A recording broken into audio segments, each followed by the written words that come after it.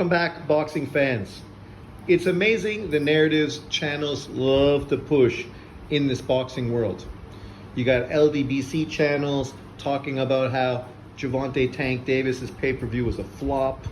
You got other people who consistently give boxing outputs saying that he did, no more than 250,000 buys, which was pretty predictable, which is what most people expected it to be around, maybe as much as 3. You have, of course, Dan Rafael coming out saying it did between 325 and 350, which is a little better than, I anticipated it would do, considering that, to be honest, nobody knows who Frank Martin is. Frank Martin is a top 10 lightweight who's never fought anybody.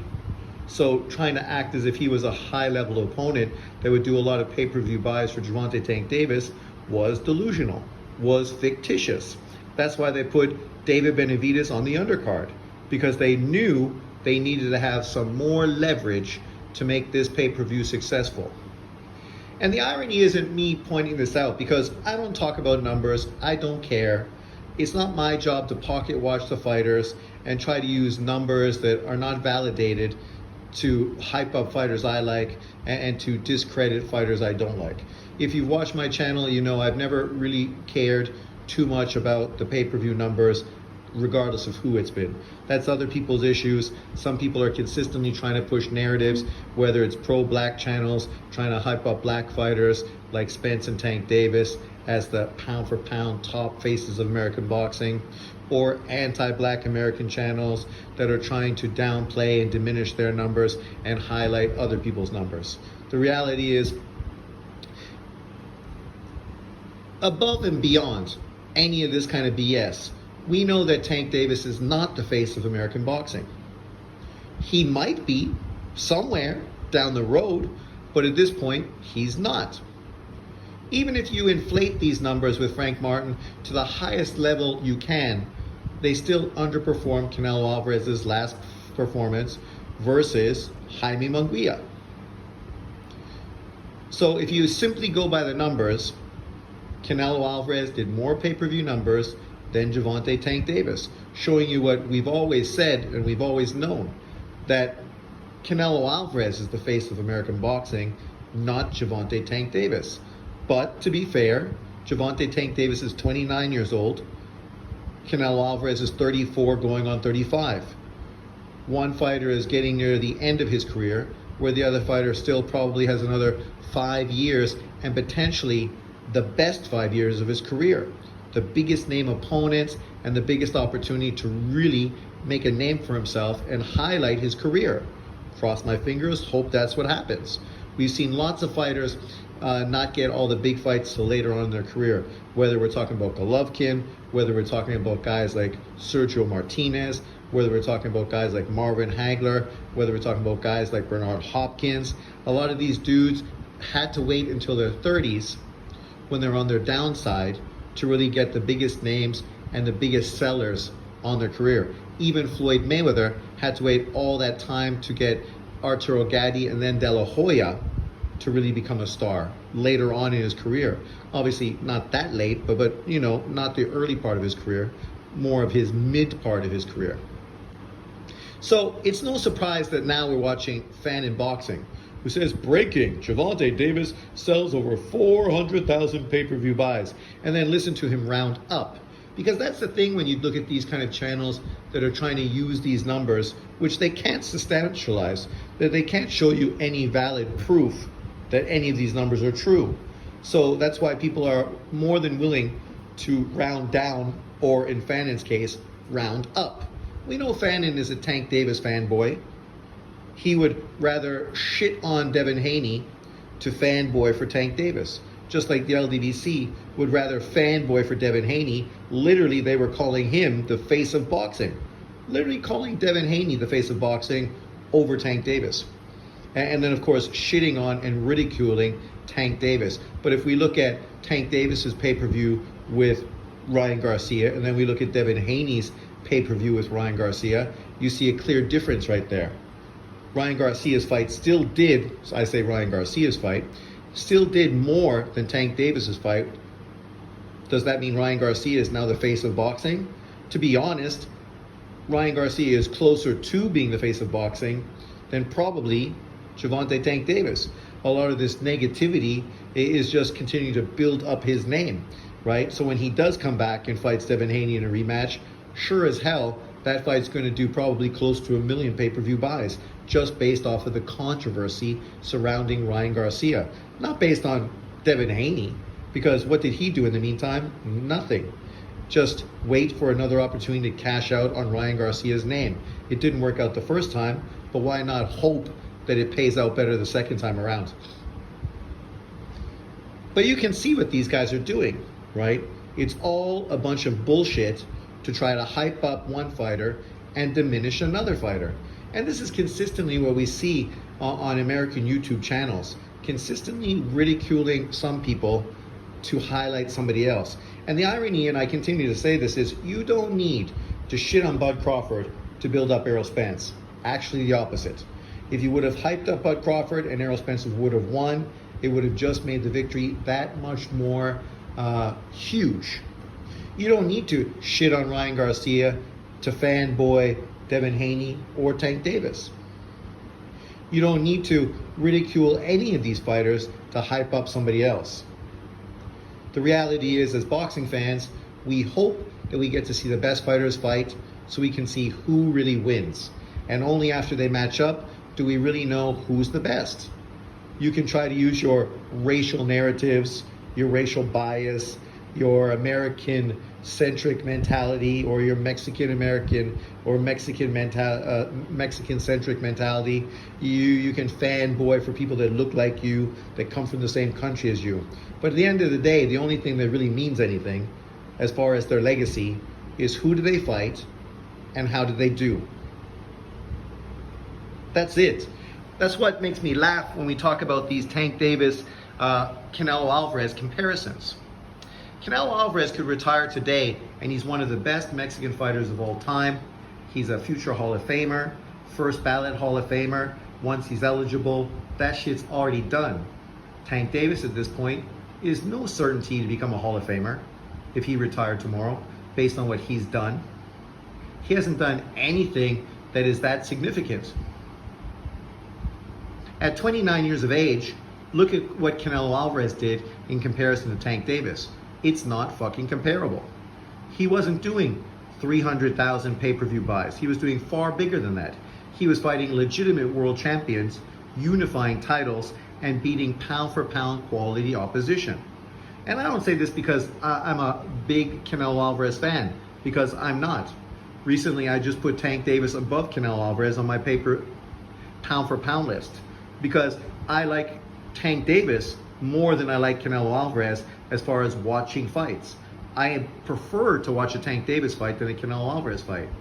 But my preference doesn't take away the difference in what these fighters have actually achieved and did in their career. Tank Davis hasn't done anything close to what Canelo Alvarez has done. People are more than happy if he fights a guy like Frank Martin and rematches an Isaac Cruz. Whereas Canelo Alvarez is now being criticized because maybe he's going to fight Berlanga, Charlo, and Bud Crawford. Yet Bud Crawford is a way more credible opponent than literally anybody Tank Davis has ever fought in his career. Berlanga is just as fucking credible as Frank Martin. Berlanga's resume actually is better than Frank Martin. He's literally fought higher ranked fighters in the 168-pound division. Do I think he's better than Frank Martin? No, but he's done more than Frank Martin has. That's just a fact. As far as Charlo is by and far a more credible opponent than fucking the Garcia kid that was brought up from 130 pounds. You bring up this guy who's a world champion to have Tank Davis fight him, coming up one weight class to fight this kid. Charlo is a way more fucking credible opponent than him. Charlo is legitimately a two-weight world champion. Charlo is undefeated and is just technically better, has more power. Everything about Charlo is better in every way than fucking that Herberto Garcia or whatever his name was. A guy that ended up losing his next fight when he moved back down to 130 pounds. So that's the irony. For Tank Davis to fight that level of opposition, people are cool with it.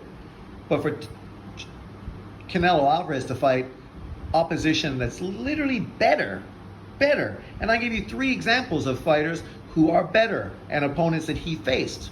You can argue with me all you want about it. Let's do it. Let's argue. But there's nothing you can say that is going to prove what I stated is wrong. You can try to justify it, put a spin on it, twist it, and manipulate it because you have to.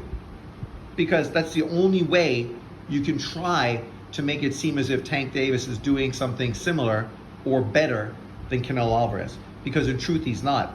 And if you want to say Canelo Alvarez is ducking fucking David Benavidez, well, Jesus Christ, man. How many fighters do I need to list that Tank Davis is blatantly ducking? Haney, Lopez, Shakur, Lomachenko. That's 4 right off the top of my head. That was fucking super easy. Throw Teofimo Lopez in there as well. That's 5. 5 fighters, easy fucking peasy. Or is that 4?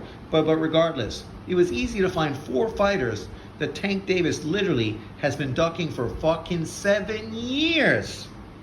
But people go, oh, David Benavidez has been Canelo's mandatory for 2 years. 2 years! But yet we've been talking about Tank Davis fighting these fighters for 7 fucking years. So there's no way you can twist this and turn it and somehow make it look better for Tank Davis. The reality is, people continuously push and try to manipulate the truth to fucking fanboy for fighters they like. Let's listen to this exaggeration by Fannin. Put out on Fight Night. Probably did over 400,000. So the number was 325 to 350, which probably is overestimating, which tells you it's closer to 3. But now he's saying it's over 4, and literally just came out at the beginning and said it's 5. Why? Because he's going to say it's over 4, closer to 5, and the Devin Haney LDBC guy is going to say it's closer to 2. Right? Yeah. That would make him the man. If he was not already there. There will be links. So, me over-exaggerating his pay-per-view success makes him the man. Even though we just had Ryan Garcia fight Devin Haney, which we know did more than 500,000. And we just had Canelo Alvarez fight Jaime Munguia, which we know did more than 500,000. And that's just American-centric fighters. We just had Fury fight Usyk, which did over 1 million pay-per-view buys. Obviously, that's global. So, literally, there's been 3 fights that did higher pay-per-view numbers than what Gervonta Tank Davis just did in his last card. So I think it says anything but him being the man. Literally in a past video, I showed you how last year in 2023, he ranked number 7 in overall earnings for boxers, combat sports people. Number 7. So he's the face of boxing, but he's only the 7th highest payer combat sports person. Jake Paul was ranked ahead of him.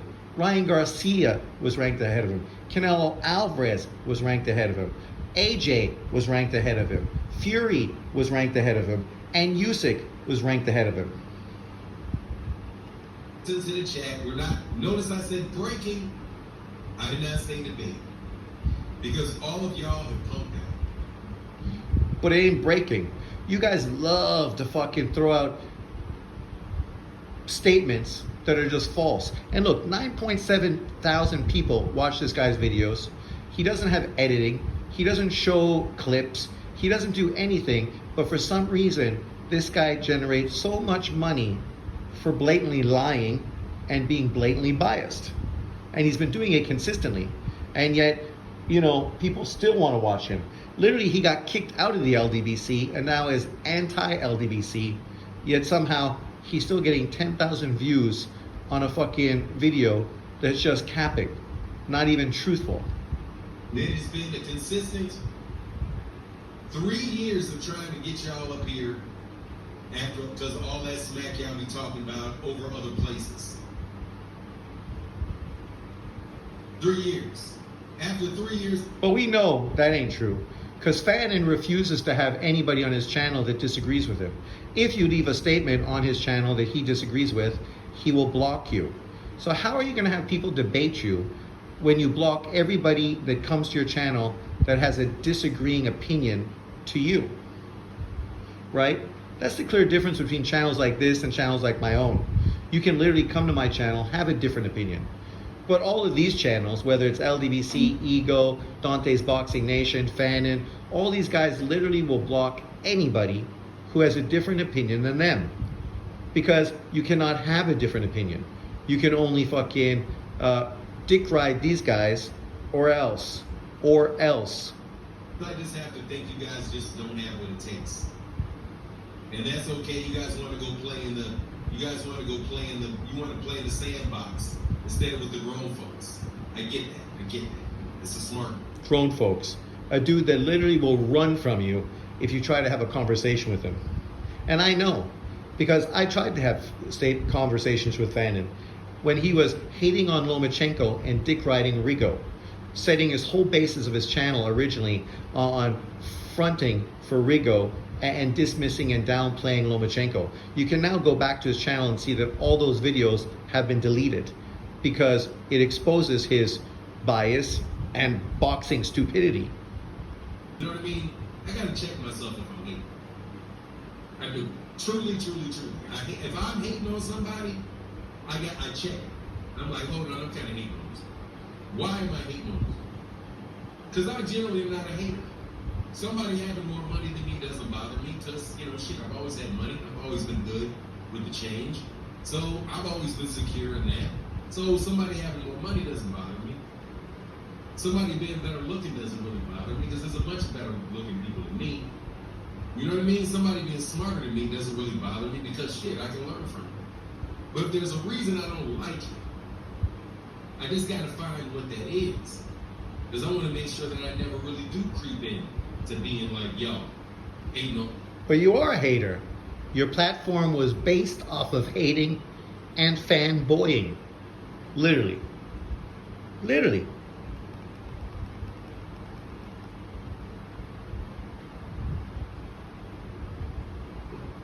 But just understand, if I flew with a couple dudes yesterday, that's because y'all said I was a race baiter, and it's still in my mind when you were out there. You are a race baiter. You always been a race baiter. From day one, you were a race baiter. Hating on Vasily Lomachenko, pushing fucking Rigo. And then once fucking that whole narrative was exposed, what did you do? You deleted all those videos and then you fucking ran in the other direction.